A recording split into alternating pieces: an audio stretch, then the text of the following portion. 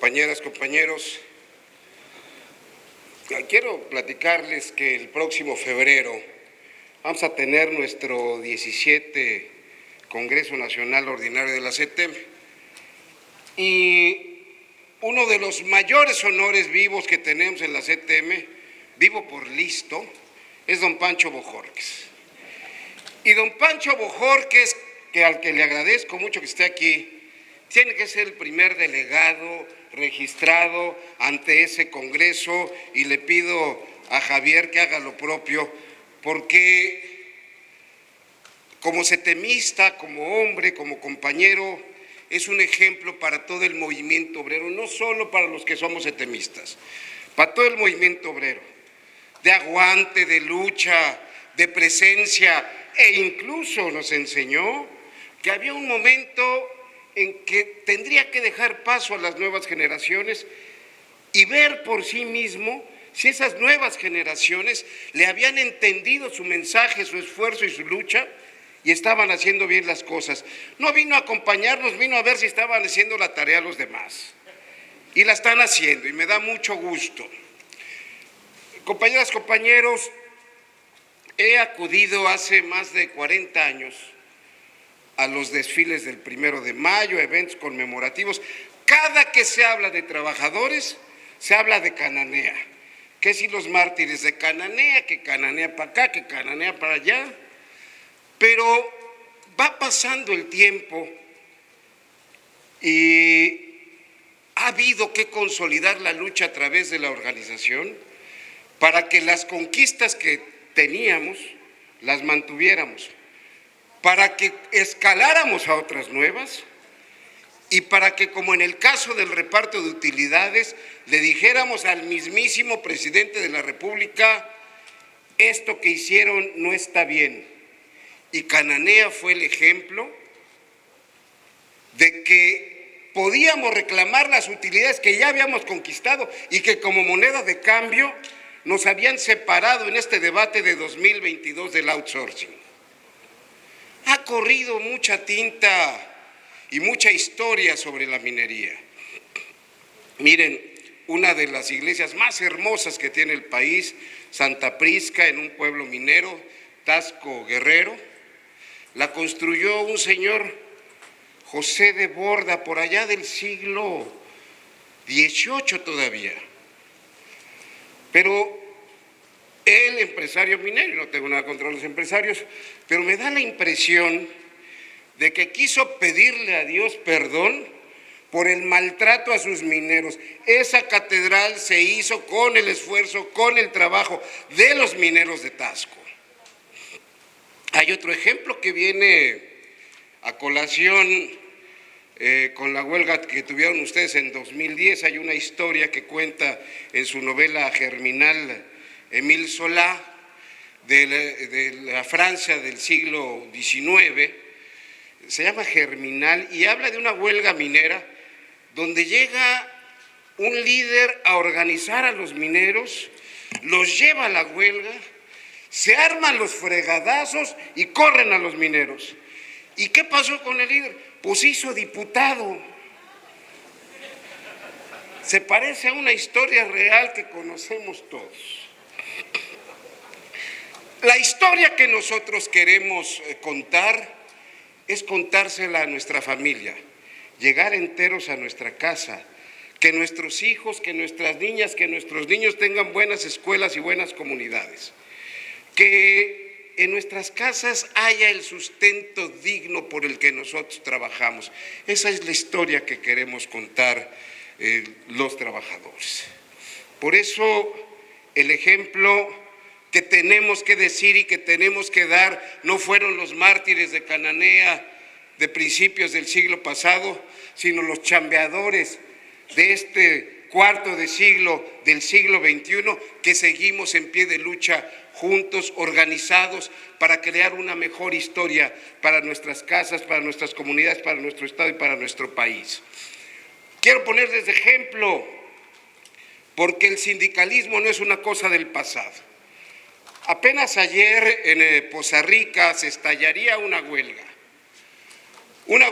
en una empresa radiodifusora que se negaba consistentemente a entregar a sus trabajadores el pago adecuado que habían devengado ya. Estuvimos a 20 minutos de estallar la huelga, porque el patrón pensó que no era más que una amenaza que podía diluir con otra amenaza. Van a perder su empresa, voy a cerrar las puertas, me voy a ir de aquí.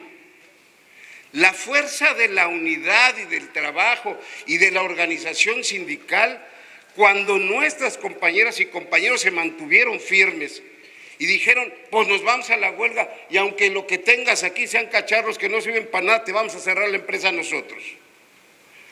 Ante la respuesta unida y solidaria de ellos, el patrón tuvo que pagar lo que le debía a las compañeras y compañeros.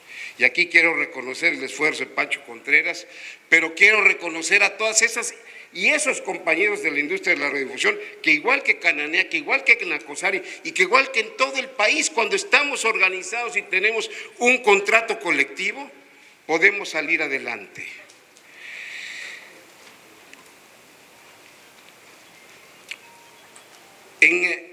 En todo el país tenemos el problema, lo habló ya Javier, el tema de la salud, que es algo que nos importa en forma principalísima. El tema de la salud, donde tenemos carencia de medicinas, de médicos, el asunto de la vivienda. Yo no quisiera ver que se chilanguice todo el país. En la Ciudad de México, pues hay edificios de 20 pisos, donde yo no sé cómo saquen la basura, cómo suban el mandado, sobre todo las señoras. Pero en un espacio tan chico, pues ha habido necesidad de eso. ¿Qué se ha sacrificado? Se ha sacrificado calidad de vida, por supuesto. Lo principal es, se ha sacrificado calidad de vida, espacios reducidos, muy caros. Y no queremos ver eso en todo el país. Tenemos espacios como en Sonora, donde es posible tener otra calidad de vida, otro diseño de vivienda, no por hacerla económica, la tenemos que hacer sufrible. Tenemos que hacer una vivienda sustentable, con espacios. Cuando comenzó el Infonavit, había espacios definidos donde debía haber escuela, donde debía haber parque, donde debía haber áreas comunes, donde se encontraran las familias. Hoy no solo es hacer la vivienda, es hacer comunidad. Y para hacer comunidad se necesita pensar no solo en lo que cuesta, porque va a salir más caro si no generamos buenas comunidades. Va a salir más caro en la ruptura del tejido social, va a salir más caro en la inseguridad para las niñas y los niños, va a salir más caro en los traslados para las escuelas que hoy no existen y que necesitan nacer junto con esas comunidades.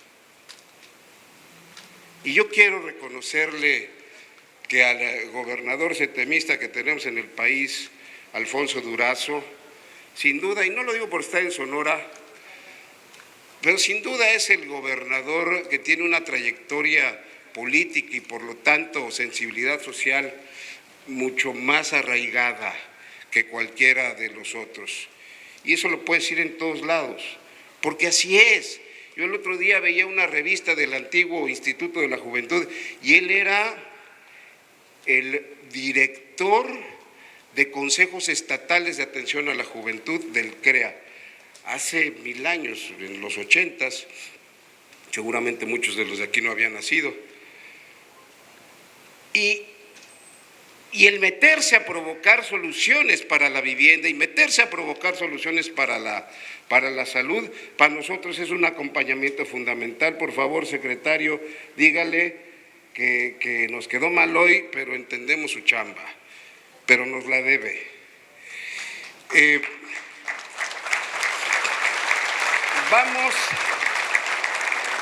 Vamos hacia el 17º Congreso Nacional de la CTM en febrero, ya se los dije.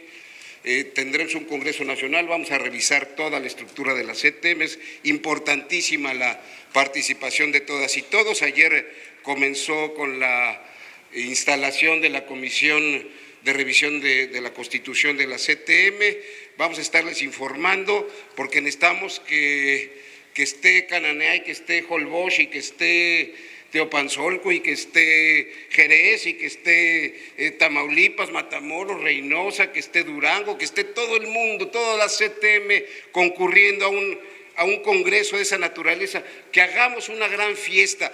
El ser la representación mayoritaria de los trabajadores en el país nos impone a que pongamos el ejemplo, democrático de discusión, de acuerdo, de diseño del nuevo sindicalismo que queremos, de cómo se van a entusiasmar los jóvenes, cómo van a valorar el tener una red de protección social como es el sindicato, donde estando juntos podemos avanzar mucho más que lo que podamos hacer cada uno en lo individual.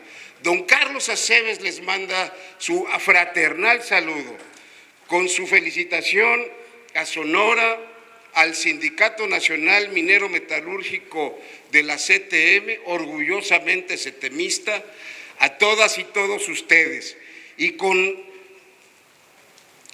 por favor, con la atenta solicitud de que mantengamos esta unidad, con la atenta solicitud de que convoquemos a más compañeras, a más compañeros, de valorar lo que significa tener una organización sindical, de no ir solamente a escuchar a dos o tres, sino de sentir en carne viva que esto que estamos diciendo aquí es algo que hemos hecho todas y todos juntos, que es algo que es nuestra obligación por nuestro país, por nuestro Estado y por nuestra familia. Muchas gracias y si nos ponemos de pie, denme chance.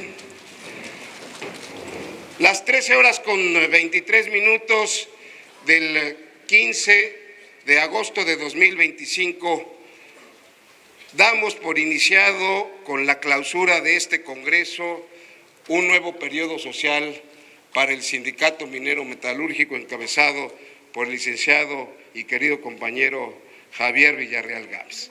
Muchas gracias.